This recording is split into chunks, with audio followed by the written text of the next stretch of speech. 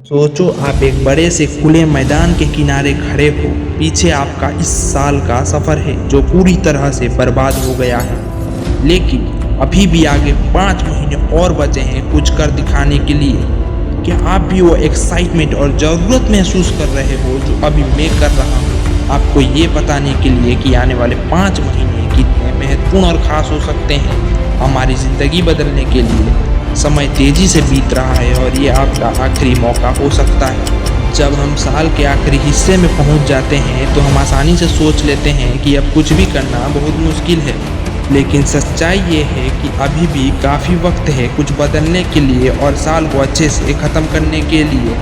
फर्क नहीं पड़ता चाहे आपने बहुत कुछ हासिल किया हो या आप पीछे ही रह गए, ये अगले 5 महीने आपके लिए सुनहरा मौका है सब कुछ बदलने और सफलता पाने के लिए।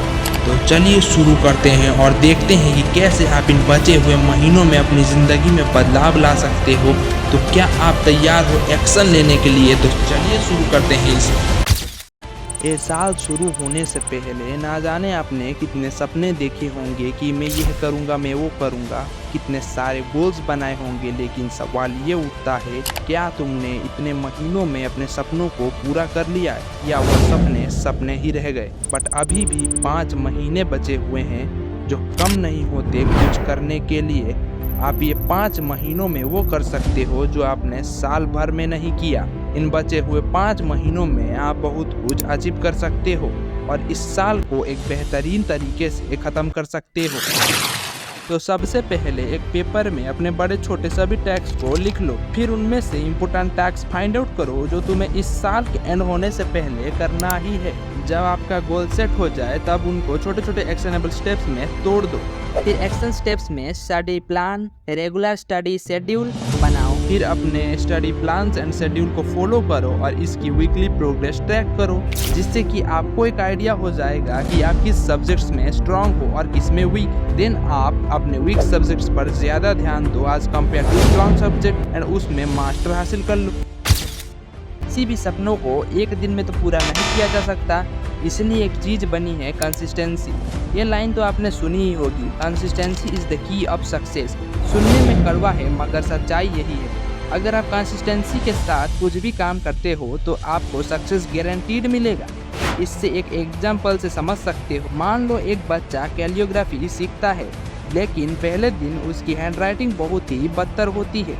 दूसरे दिन थोड़ी सुधार लेता है, तीसरे दिन थोड़ा और अच्छा हो जाता है, चौथे दिन और अच्छा हो जाता है। धीरे धीरे करके उसकी हैंडराइटिंग बहुत अच्छी हो जाती है। फिर वो बच्चा अपनी पहली हैंडराइटिंग को अपने अभी की हैंडराइटिंग से कंपेयर करता है और वह रिजल्ट देखकर हैरान हो जाता है।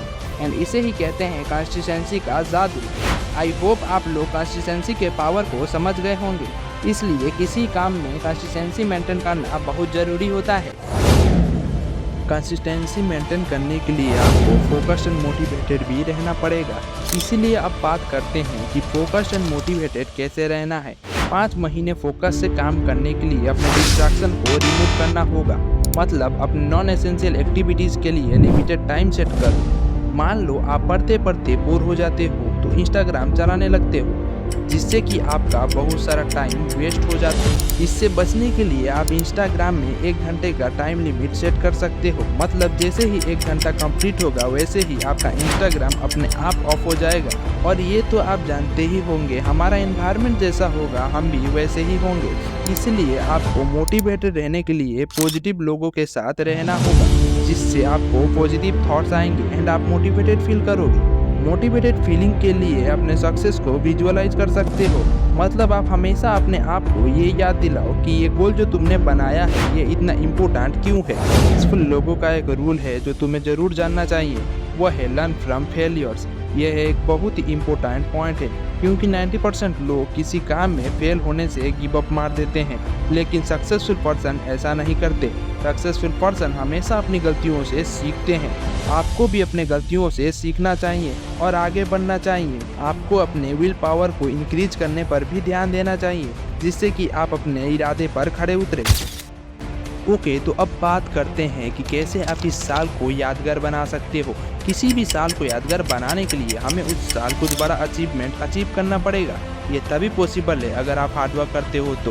ओके, तो अगर आप इस वीडियो में अभी तक बने हो तो मैं आपको एक बोनस पॉइंट देना चाहूँगा। वह बोनस पॉइंट ये है कि आपको अपने गोल्स के लिए डेडलाइन सेट करना पड़ेगा। डेडलाइन का मतलब है कि आप किसी भी काम को कितना टाइम देना चाहते हो उसे कंप्लीट करने के लिए। अभी आपके पास 5 महीने बचे हैं अपने किसी भी काम को पूरा करने के लिए। आप इन 5 महीनों में अपने गोल को पूरा कर सकते हो।